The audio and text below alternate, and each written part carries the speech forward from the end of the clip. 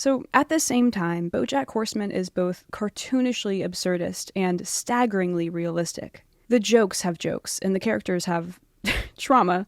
While this is a large part of what makes the series unique and memorable, it also makes what I'm trying to do here a little harder. Because if we go off the cold, hard facts, the black and white actions of every character, we'd have to acknowledge certain things we may not have considered in a discerning light. Like Hollyhock nonchalantly drugging Todd and BoJack, Todd committing genocide, and Princess Carolyn dating an actual child. I think that part's still a little unclear. Nevertheless, these situations are played for laughs, and that matters because as an audience, even though we know that Hollyhock knocked out BoJack and Todd multiple times before Beatrice slips speed into her coffee, we also naturally know which instance we are meant to take seriously. Sorry again, it's just so fun. So parameters. We'll keep the underlying message of the jokes, when they're there, but we'll disregard the absurd. Basically, if the show doesn't take it seriously, I'm not going to. Which should be easy, because as zany and ridiculous as the stories can get, BoJack Horseman is a show that grabs you by the collar, pulls you close, and tells you when it wants to be taken seriously. We're going to analyze some of the characters from the main cast, breaking down their actions, views, and personal ethics, and how those things changed throughout the series. We're going to talk about the show's themes, the writer's intentions, the audience's takeaways, and how those takeaways affected later seasons. But first, as always, a spoiler warning for the following. Weirdly, I didn't go too off book for this one. Sources are linked in the description. And I think that's it. Okay, let's start. My personal favorite, Princess Carolyn, is one of the most complex examples of moral grayness in the series. We need to preface with something, though. In the original pitch, creator Raphael Bob-Waksberg claimed he didn't intend for BoJack Horseman to have a large focus on the entertainment industry. He later admitted this was a blatant lie, so the show would be more likely to get picked up. Raphael was absolutely interested in exploring the machinations of Hollywood and BoJack Horseman, the good and the bad, but evidently mostly the bad. Because the show takes place in a Hollywood-adjacent world, Raphael Bob-Waksberg felt a responsibility to shed light on some of its very real faults. He said, "Part of our job in being a show about show business is to point out the things of show business that are kind of gross and aren't quite right." And they do. BoJack Horseman dives into a myriad of prevalent issues: sexism, the flagrant mistreatment of Hollywood assistants, toxic celebrity culture, Hollywood's role in performative feminism, child stardom, and continuing to give horrible people power. They comment on actors, agents, network execs, blockbuster directors, indie directors. The writers don't exempt themselves from their criticism either, first mildly in Season 3 with veteran sitcom writer Cuddly Whiskers portraying writer pretentiousness. Send me an email, cuddlywhiskers@harvard.edu. That's H-A-R. I got it. Later, in Season 5, they dive deeper into exploring the quintessential power-hungry showrunner with Flip McVicker, who is equally as insecure as he is full of himself, and is unable to take criticism, but quick to take credit for everything. The whole point of television is it's a collaborative medium where one person gets all the credit. As the main cast's only Hollywood agent, Princess Carolyn's character frequently allegorizes corruption in the entertainment industry. In the earliest episodes, when the show was still finding its footing and the characters were less fleshed out, this was more exaggerated. Sarah Lynn doesn't have an agent? Laura, hold my calls! Cancel everything! Ahab's got a white whale to catch, baby! I don't think these offshore banks we've been using are 100% legal. Yeah, well, my mother told me never to slap an idiot. What? As the show progressed, the writing mellowed out a bit, but still carried a similar sentiment. What is going on here? Only the future. This is horrifying, and it doesn't look legal, but whatever it is, you better be cutting me in for 10%. Beyond a talent agent's stereotypical attributes, Princess Carolyn's character opens doors to portray several industry-prevalent topics, such as hustle culture, talent agency dynamics, nepotism, and unpaid internships. What do you mean, like modern reading slaves? Exactly. Many of these jokes are told in passing, nudges between the writers, but the show will also explore issues deeper, wrapping entire episodes around problems like the industry's role in desensitizing gun violence, sexism, and commonplace edifices of complicity that Princess Carolyn is quick to partake in. Yes, PC is ambitious, hardworking, and manipulative, but she's also satirically representing to the audience a quintessential power agent in Hollywood. Sometimes there's a distinguishable line between what the writers are trying to say about the industry versus what they're trying to tell us about Princess Carolyn as a character. Typically, it's easier to overlook Princess Carolyn's ethics because where BoJack and Diane's senses of self and character arcs are very much tied to morality, Princess Carolyn's aren't. She's kind of just busy with other stuff. She's more secure in her own sense of self. Not that she has it all figured out, but just that it's not as integral to how she navigates the world or views her identity. This doesn't mean she's a quote-unquote bad person. Princess Carolyn is not outwardly rude or inconsiderate in the way that BoJack is. In everyday life, she's generally nice, polite, and thoughtful to the people around her, going out of her way to help her clients to a fault. Where her immoralities come into play typically concern her career. The thing is, Princess Carolyn would be happy to always do the right thing, so long as it aligns with her best professional interests. But in an industry that constantly ignores her potential and achievements and tends to value money and power over ethics, her best interests and the right thing aren't always one and the same. And more often than not, she's rewarded for lies and manipulation. Exactly. We're not making them feel unsafe. We're just profiting. And, if PC is not directly involved with an issue, she doesn't always care. Or she cares obligatorily, but she doesn't really care. Well, I've got your back, right? We women have got to stick to, hey, a fruit plate. Princess Carolyn's focus is ambition and self-preservation. Unlike Diane, she doesn't want to stir the pot or make waves. She does what she needs to do to survive in the industry. She's all the less willing to compromise her career because of how much she sacrificed for it. I have given everything to get where I am, and I am not about to throw all that away. In some ways, it's a far cry from how she grew up. Princess Carolyn spent her childhood with selflessness as her defining trait, constantly prioritizing her family's needs above her own. She'd frequently fill in for her alcoholic mother as a maid for a wealthy family. So unless I wanted us to be out on the street, I had to step in and cover for her. A lot. Quickly solving other people's problems is how she had to survive. My mom, obviously she was planning on cleaning the floors, but I asked her if I could do it. Princess Carolyn was the last of her many siblings to stay behind to take care of her mother. I don't think it's a coincidence that the first selfish decision Princess Carolyn makes is also the decision that dramatically changes her life for the better. PC retains many of the traits she developed in childhood, like her tenacity and intelligence. But from this point on, her life revolves around a paradoxical dichotomy between selfishness and selflessness. This dynamic is perfectly encapsulated in her profession. As an agent and later a manager, Princess Carolyn takes 10% of her clients' paychecks. She's not paid per hour, and she doesn't earn an annual salary. What she makes and how much she makes is literally contingent on how good she is at helping her clients get work. You ever notice how, as a woman, you only make 10 cents for every dollar your clients make? Really makes you think, huh? There are some exceptions, but the parameters of her job naturally dictate that to be selfless, she has to be selfish, and to be selfish, she has to be selfless. This same dichotomy extends to her personality. As an adult, she reverts to the role of helping those around her that she was forced to do as a child. Princess Carolyn defaults to this mode naturally. It's borderline a trauma response. We see it manifest into helping people around her, like the countless times she takes care of BoJack, or when she gets Diane a job doing social media. Because my life is a mess right now, and I compulsively take care of other people when I don't know how to take care of myself. This is a coping mechanism PC uses to soothe her own stress. Although her actions are selfless and she is helping other people, she does have the conscious intent to make herself feel better. Interestingly, BoJack recognizes this trait in her. You let me help you tonight because you knew I needed it. You did it for me.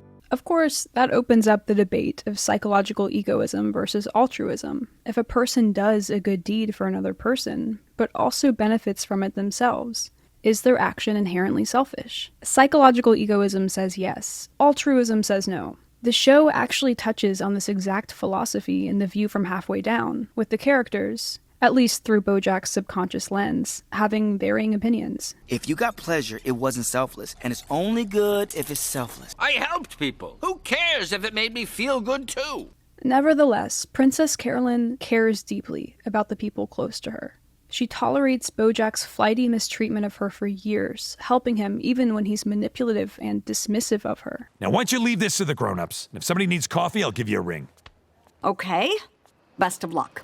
She lets Todd move in with her, and even after Sadie makes it clear she won't let Princess Carolyn adopt her baby, PC continues to show her kindness. You want to keep the baby? You want to give the baby to someone else? Fine. Just do what you want to do. After I told them I wasn't going to give him the baby, they all went cold or nasty, except you. You were still nice. I think that's a sign. Like Diane, Princess Carolyn has a tendency to get tunnel vision and miss the bigger picture. But while Diane's hyperfixations stem from, this is wrong, Princess Carolyn's are more of a product of, this needs to be fixed. You're seeing things in absolutes. We can wriggle out of this. Who's we? In these moments, all PC can think about is closing the deal, spinning the story, fixing the problem, putting out the fire, being good at the job. It's easy for her to fall down this rabbit hole and get lost in how she can solve what's right in front of her, without considering the ethical ramifications doing so might have. Maybe the worst example of this is when she hires well-known horrible person Vance Wagner to star in Philbert. This is particularly bad because this isn't an instance where she's complicit to something unethical that's already happening. Princess Carolyn is the one who suggests Vance's name. She takes him out to lunch to convince him to join the show, fully knowing and not caring about his problematic past. Once word gets out that it's okay to hire you again, all the other offers will come rolling in. It isn't until Vance double-crosses PC and backs out of the Philbert contract that she admits that she was wrong and wants to punish him. This same thing happens during the Hollywood assistant strike. Princess Carolyn's default position is to find a way to end it the fastest way possible while losing the least amount of money possible. That's the problem she's fully fixated on. It takes Princess Carolyn hearing a phrase she was repeatedly told when she was an assistant to make her snap out of this fight-to-win mindset and see the bigger picture. Getting Judah to represent the assistants is one of the best things PC does, and we're proud of her for it. Let the negotiations begin. Over the series, we see PC shift from someone who is complicit and, at her worst, even encouraging of the systemic issues within the industry, to someone who is actively making it a better place. She declines Turtletop's offer and decides to start her own production company in the way that she can fully design from the ground up. She agrees to open up a daycare to make her employees' lives easier. And she backs Diane's children's book series, encouraging her to write it, despite Diane's hesitation. I liked it. I like thinking that my daughter could grow up in a world with books like that. Although the characters in BoJack Horseman definitely vary in their scales of positive and negative actions, this series makes it a point to show that they are all capable of both good and bad. It's hard to find a character that hasn't done something wrong. It is safe to say that the worst sins fall on the eponymous protagonist, BoJack Horseman. Oh, and I bet eponymous was supposed to be a pun on pony. Ugh. There are Reddit threads and YouTube videos dedicated to listing and categorizing every bad thing BoJack has ever done. Even BoJack's tried it. We could look at these lists, pick out a few random things, and conclude that by social and cultural standards, yeah, BoJack Horseman is a bad person. But that doesn't seem to be the show's point. The creator, Raphael Bob-Waksberg, said, "It is very easy to see bad guys and say, that is a bad guy. But I think the truth is more complicated, and it does a disservice to us as a society to write off bad men and reward good men. The good men have done bad things, and the bad men have done good things. I don't think the good forgives the bad. But I also think the bad doesn't destroy the good." This ideology is a fundamental theme of the series. There's no such thing as bad guys or good guys. We're all just guys. BoJack Horseman suggests labeling people as good or bad is largely reductive, because if you're deemed bad, your negative actions are lumped into one indistinguishable pile, and anything good you do is automatically disregarded, making the prospect of change pointless. Or you use being bad as an excuse for your behavior, which just relinquishes your own responsibility from the actions that you do in fact control. You're never going to be good because you're not bad. So you need to stop using that as an excuse. Conversely, being a good person either underplays or even dismisses your bad behavior. Good point. That's exactly the problem. Because he's so nice, people don't want to think he's capable of awful things, so they let him off the hook. Or it sets you to an unrealistic standard where you're not allowed to make mistakes. Raphael expanded on this in an old blog post. He wrote, "When people self-identify as good, they believe that their actions can't possibly be bad, because they were actions done with the best of intentions by a good person. And any criticism of their actions becomes a criticism of them, a criticism which they must ultimately dismiss to continue feeling like they are good. So neither options are desirable, because as soon as you're dubbed either good or bad, there's only so much you can be." BoJack, you ruin everything. That's what you are. And it actually took him saying it out loud for me to realize how stupid that is. We're well versed in the extent of BoJack's bad actions, so we're not going to weigh them out or spend too much time on them. Honestly, we'd be here all day.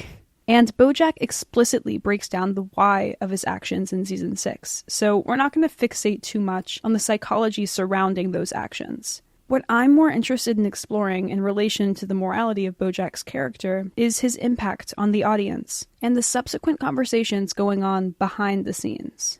The writers were deliberately very cognizant of what was being said online about the show, and what viewers thought of BoJack as a character. In The Art Before the Horse, Chris McDonnell wrote, "Discussion in the writer's room often has centered around how far they can push BoJack's behavior without making him irredeemable." Staff writer Joe Lawson said, "That scene with Penny and BoJack on the boat was days and days of conversation. Mainly the conversation was, can we make BoJack irredeemable? And the answer is no. But we wanted to get right up to that line. Are we going to be able to come back from this?" It was a genuine concern. They didn't want to make BoJack irredeemable to the audience. They didn't want to cross that line. But they did at the end of Season 3, with the death of Sarah Lynn. Raphael Bob-Waksberg told IndieWire, "I saw a lot of reaction from people when Season 3 ended, saying, 'I'm done with this character. BoJack is unredeemable. He's unforgivable. He's crossed the last threshold of my compassion. I can't care about this character anymore.'" When Raphael saw BoJack's actions had finally crossed that line, he tried to adjust. It's like, after Season 3, the writers felt they needed to swing the pendulum in the other direction toward likability to get the audience back in the gray area. So, they took BoJack out of the hot seat for Season 4. And although he's nowhere near perfect, and definitely has some bad moments, comparatively, there's a noticeable difference. It's not that BoJack does anything that incredible in Season 4. He's still very much himself, but let's be real, the bar is really low, so it's easy for him to impress. Like, BoJack's worst acts are so terrible that when he goes through a whole season without permanently traumatizing someone, he automatically looks like a saint. Season 4 also narratively works in BoJack's favor. He isn't in the first episode, so the audience has time to feel his absence and actually miss him. He does some good things. He helps Princess Carolyn, he lets Beatrice move in with him, and he bonds with a new significant character, Hollyhock. Season 4 also includes a fan-favorite episode shedding light on his internal monologue, making fans sympathize with him more. On top of that, the worst thing that happens is, for once, not really his fault. And the season ends on a high note, with him doing something selfless, helping Hollyhock find her mother. All of this worked a little too well. In their efforts to make BoJack find a middle ground with the audience, the writers overcorrected. Where at the end of Season 3, BoJack was flat out hated by fans, by the end of Season 4, he was beloved. Raphael said, "At the end of Season 4, a lot of people said, 'Oh my god, I love him. I'm so happy he's happy. He found the way to be. There's someone in his life now. This is great. This is wonderful.' I wanted to say, hold on. The guy at the end of Season 4 is the same as the guy at the end of Season 3. And I think the end of Season 3 BoJack does not discount the end of Season 4 BoJack. The end of Season 4 BoJack also does not forgive the end of Season 3 BoJack. How do you live with this guy who is both those things?" Yes, it's true that BoJack's flaws make him more complex. But being more complex also makes him harder to understand. And if he's harder to understand, he's easier to misinterpret.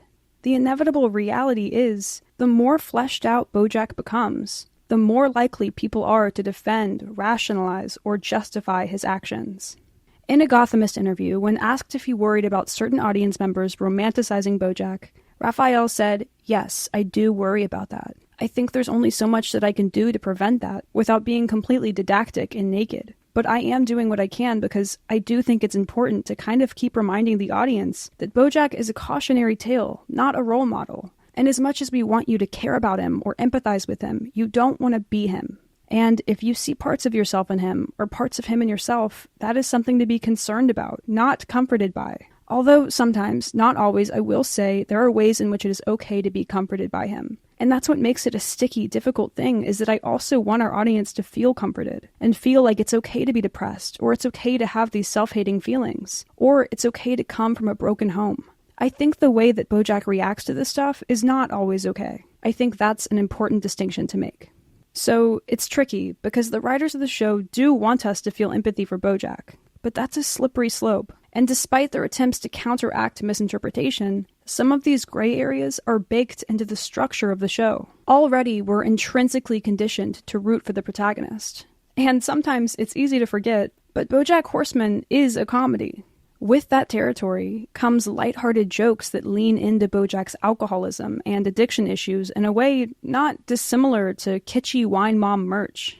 I just use a small dose to help me fall asleep at night, and then a much, much larger dose to get me through the day. Can we please get some alcohol into my mouth? There are jokes that lean into BoJack's worst traits, his selfishness, stubbornness, and carelessness. BoJack, you really shouldn't throw a lit cigarette off the...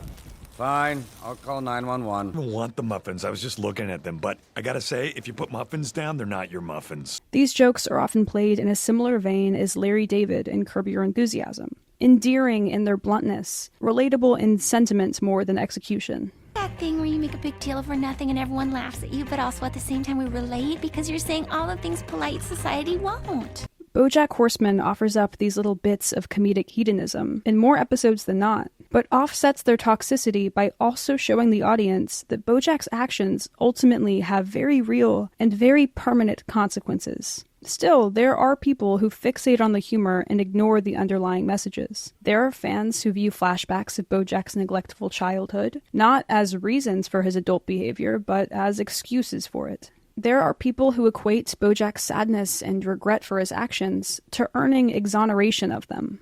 Some people see BoJack with his money, fame, and womanizing nature as cool or aspirational. Or they relate to BoJack's faults, but instead of using his desire to be better as motivation for themselves, they use BoJack's character to wallow in their own toxicity. Fans viewing BoJack as someone they want to be, or someone they revel in being similar to, is exactly what Raphael doesn't want. On the podcast, Talk Easy with Sam Fragoso, Raphael said, I like having flawed characters, and I think that can be very helpful for an audience to see a flawed character. But the question is, what do you do with those flawed characters? And how do you continue to show them in a real flawed way that doesn't feel like you are indulging their flaws? And I think it is good for flaws to be normalized and people to understand, this thing that I thought that made me a terrible person that I can never tell anybody, I see that these characters have that, and these characters are capable of forgiveness. So maybe I could be forgiven too. I think that is a wonderful thing. I don't want people to take away from my show, I will automatically be forgiven because I feel bad, which I think is a message some people do take from the show, which bothers me. This overwhelming positive reception of BoJack as a character following season 4 was already concerning to Raphael Bob-Waksberg. And then he got word that Harvey Weinstein was a fan of BoJack Horseman. Raphael told HuffPost, "When I heard that story, the idea that Harvey Weinstein watched my show really gave me chills. And I thought, what is he getting out of it?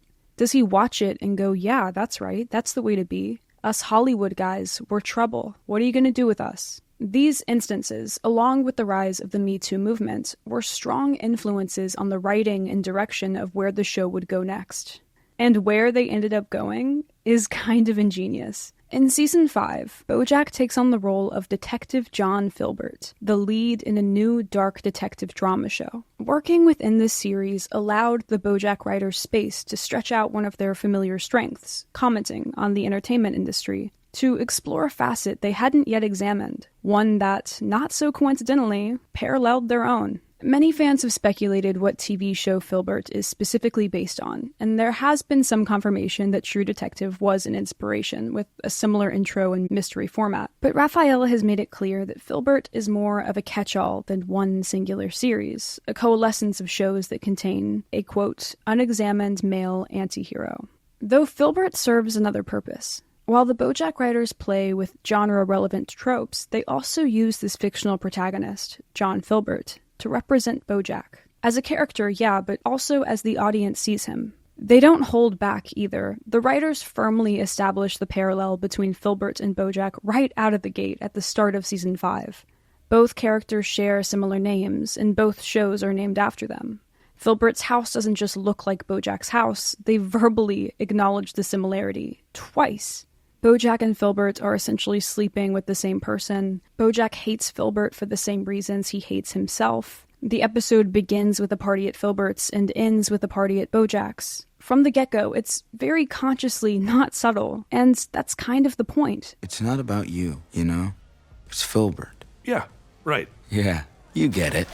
By holding up a mirror to BoJack and Philbert, the writers also reflect that mirror onto themselves. They use this show within a show as a conduit to speak directly to the audience. It's a TV show. It doesn't glamorize anything, but maybe it normalizes it. Later in the season, Diane in particular echoes the writer's thoughts, while BoJack represents the fans misinterpreting and glorifying Philbert's, but really BoJack's character. What this show says is that we're all terrible, so therefore we're all okay. What? I didn't know it would feel like that, to be in that room, to hear people cheering for Philbert. And though Diane's methods are at times repugnant at best, we will get there. The message is clear. That's not the point of Philbert, for guys to watch it and feel okay. I wanted to make Philbert more well-rounded so the audience could relate to him better. I made him more vulnerable, and that made him more likable, which makes for a better TV show. But if Philbert is just a way to help dumb assholes rationalize their own awful behavior, well, I'm sorry, but we can't put this out there. Arguably, out of all of the characters, Diane Nguyen struggles with morality the most, solely because she cares about morality the most. Unlike other characters who, for much of the show, either don't really think about ethics, actively try not to think about them, or only think about them when it's convenient, Diane is someone who genuinely wants to do good in the world. In her earliest rendition, Diane was not a writer, but a development exec, still tasked with the role of helping BoJack with his comeback. Because BoJack's normal world is the entertainment industry and the corruption that comes with it, it makes sense that they would want to separate Diane from that world in order to highlight her moral contrast. Diane outlines her moral philosophy a few times throughout the show. I don't think I believe in deep down. I kind of think all you are is just the things that you do. She defines people by their actions, so she tries to make her actions good. While some people prioritize money or following a passion when they pursue a career, Diane seeks purpose and meaning through her writing. Because of this, it's easy for her to become disillusioned when she's faced with reality. When I first moved to LA, I thought I was going to be doing really important work. You know, just writing stuff that makes a difference. How do I make people care about the important stuff when all they want to do is read articles about who got slayed and who owned at the VMAs? Diane is an idealist in a corrupt world. She's a compassionate person who feels deeply and is understandably affected by the injustices around her. The bad that exists simultaneously weighs her down and enrages her.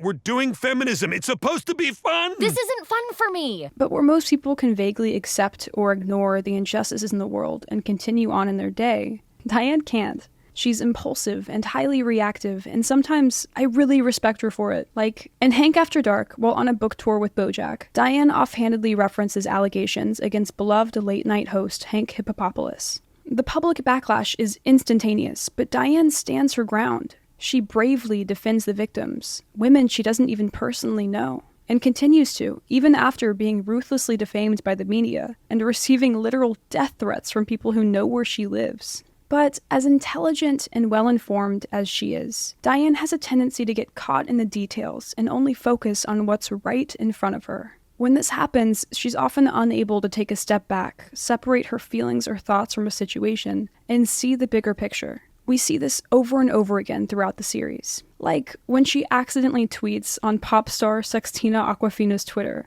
prompting Sextina to publicly abort her fictional dolphin and make a pretty radical music video about it. Diane is quick to criticize her for causing a negative effect on society. I gotta take the high road and go on the news and rat those suckers out. Is that really a good idea? Despite being Sextina's literal social media manager, it takes a teenager approaching Diane for her to realize that the young female fans that are directly affected by Sextina's extreme approach actually view it as satirical and empowering. And when you can joke about it, it makes it less scary, you know? Yeah. Again and again, Diane gets the lines between ethics and her personal feelings blurred. And sometimes, when she's in vigilante mode, these blinders can even make her immune to her own hypocrisy. It is illegal for a restaurant to serve people water before they ask for it. There is a drought. In season 5, Diane is upset when What Time Is It Right Now hires Vance Wagner to work on Philbert. She scolds his publicist, Anna Spanakopita, for working with him. When you, as a woman, give awful men the cover of your friendship, you are then complicit. No, you're culpable for the terrible things they do. This backfires when Anna has Vance Wagner parrot the speech as a reason why he won't work on Philbert, while Diane zeroes in on how Philbert is in the wrong.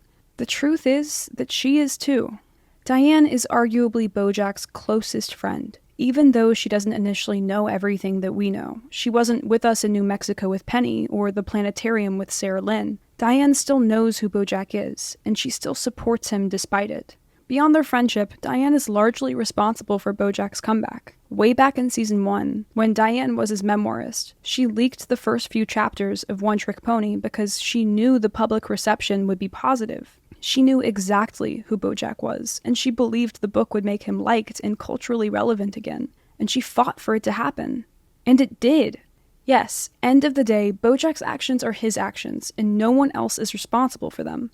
But by helping his career and supporting him as a friend, Diane is the person she outwardly condemns. When you, as a woman, give awful men the cover of your friendship, you are then complicit. No, you're culpable for the terrible things they do. She doesn't even begin to consider this until Anna makes her confront her own hypocrisy by playing her the audio of BoJack talking about Penny.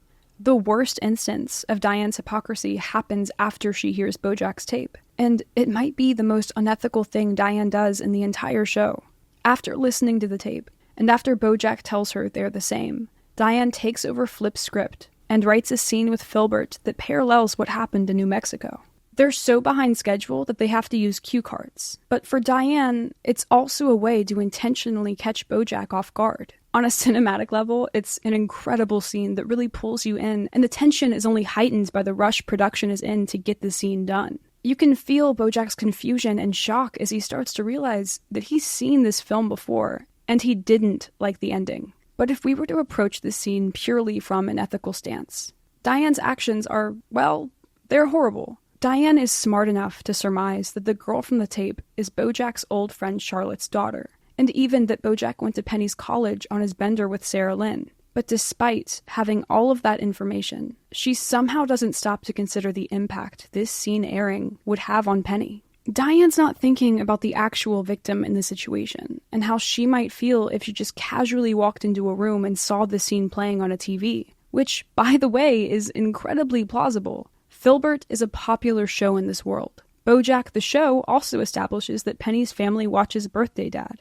The TV could be left on. Her friends could talk about it. This episode could play on a TV in the diner where she works. She could go on Twitter and read about it. Penny could even seek it out herself. It's totally feasible that after BoJack ambushes her at school, she likes to keep tabs on him and know where he is so she feels safe. The point is, there are a myriad of ways that Penny could organically find out about this scene. And for just a second, because Diane didn't, let's consider what she would think if she did. Penny's first thought might be, is BoJack mocking what happened? Did the writers of the show know?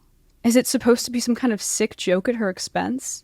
Is it his grandiose way of apologizing? Or is it some kind of a threat to say, look how easily I can exploit your trauma for entertainment and get away with it? But even in the most innocuous scenario, if BoJack was giving the writers ideas, he didn't have to pick USS New Mexico, but he did, planting it like an Easter egg knowing that she would recognize it. Is he trying to get her attention? None of the answers to these hypotheticals add up to anything remotely good. They're all rabbit holes that Penny has no way of knowing the answer to without talking to BoJack directly, which, again, could be the very reason he did it, to get her to reach out to him. Now, of course, we know he didn't, and was ambushed, but that doesn't matter. Because realistically, what conclusion is Penny more likely to come to? That BoJack's close friend who works on the show found out and passive-aggressively confronted him as they shot the scene? Or that BoJack, the star of this TV show, and an alcoholic who has literally stalked Penny at least once before, seeking her out on the other side of the country from where he lives, intentionally had this scene written into the show for her to see? But Diane does not consider any of this, because she's not thinking about the girl from the tape. She's not even thinking about justice. The only thing she wants in this moment is to hurt BoJack. That's all this is, a means to punish him, not even necessarily for what he did, but for not confiding in her about it. This is Diane at her worst. This is her biggest problem, because she's objectively right in her moral argument. She feels like she is justified in whatever actions that anger brings, even if it causes more harm than good. Diane weaponizes morality. At her best, Diane wants to have a positive impact on the world. She wants to do good things, to help people and create real change. But what she slowly learns throughout the series is that it can't always be in the way that she envisions. Diane's instinct is to fight the current head-on, in whatever form it may take, but often this can lead to her setting unrealistic expectations for herself and others because she believes it's the right thing to do. But it's like swimming in a riptide. The straight, instinctive path to shore is the one that causes swimmers to get exhausted and drown. Diane's depressive episodes are a direct result of growing tired and frustrated doing what she thinks she should be doing, what she views as the ideal path that aligns with her morals, the path that doesn't always work.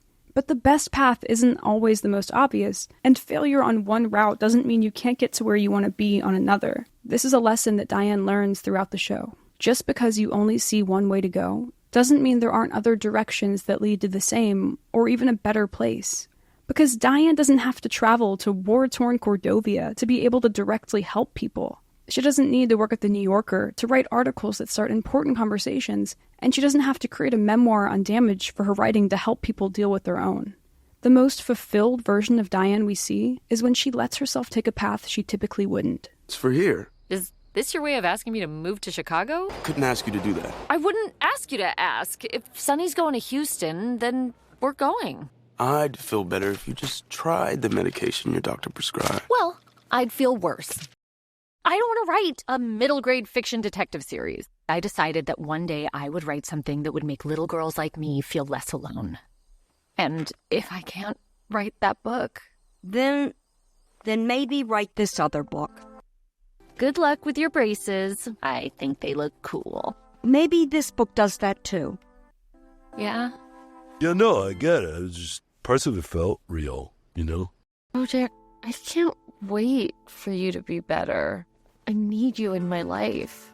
And you can be grateful for them, even if they were never meant to be in your life forever. I'm glad I knew you too.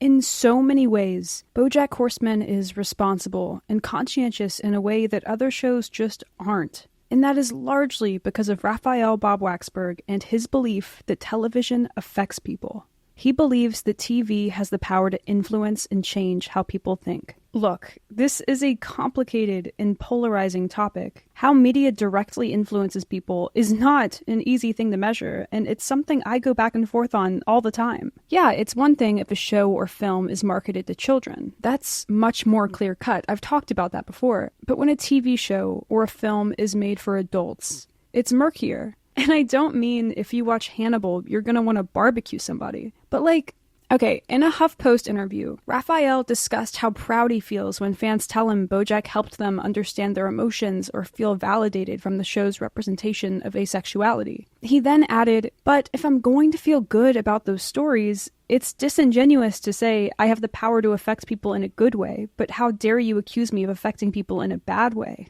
And there does seem to be a consensus that fiction can affect us positively. I've never seen anyone debate that.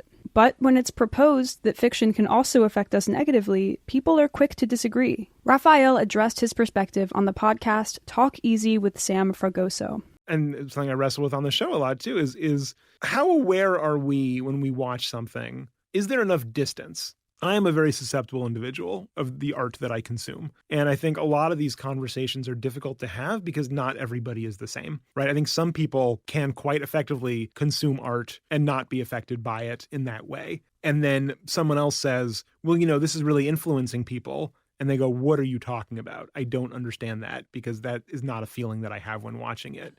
And I'm the opposite, right? Like when people say, no, I can discern fact from fiction in that way. And I can not be affected by art in that way. I don't understand it, and I kind of don't believe it. When I go see, let's say, like a Wes Anderson movie, and then for the next day, I'm talking like Wes Anderson character, That's what you do? Yeah, or like Woody Allen, Quentin Tarantino, any of these guys, and those are two guys that I don't want to be like, you know? They don't always get it right.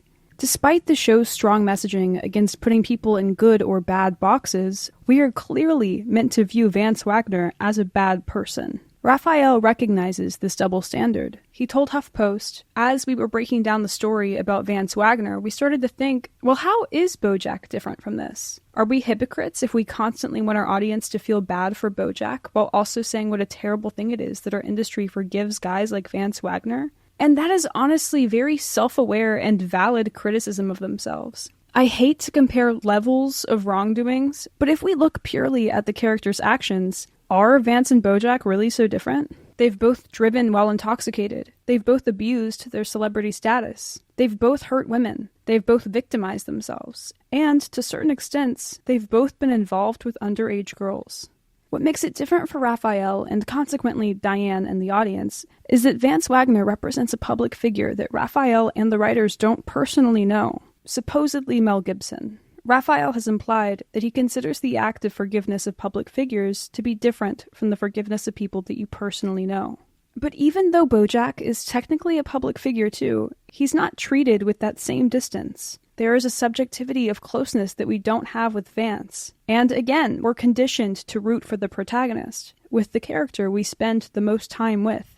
Because of that, it's hard for us to be fully objective. It's contradictory and complicated because relationships with people like BoJack are contradictory and complicated. But also, Vance is satirized in the same way that Flip and Sebastian St. Clair are. Their characters may be based on real people, or a culmination of problematic commonalities and tropes among specific groups of people. The tortured artist showrunner that walks over everyone. The performative, wealthy philanthropist that prioritizes his own image above all, and the actor that gets away with doing terrible things and is never fully held accountable for them. For most of the series, BoJack is the real fleshed-out counterpart of what Vance represents. If BoJack was a real person, based on the public's awareness of his actions, it could easily be speculated that he was an inspiration for the character of Vance Wagner. Though it is important to note that the writers enforced one very significant, very defining difference between BoJack and Vance.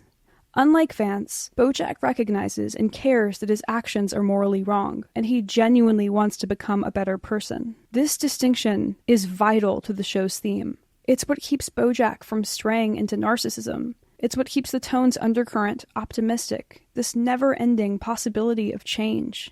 What if I relapse again? Then you'll get sober again. Don't get me wrong, sometimes, well, a lot of the time, BoJack Horseman can get bleak.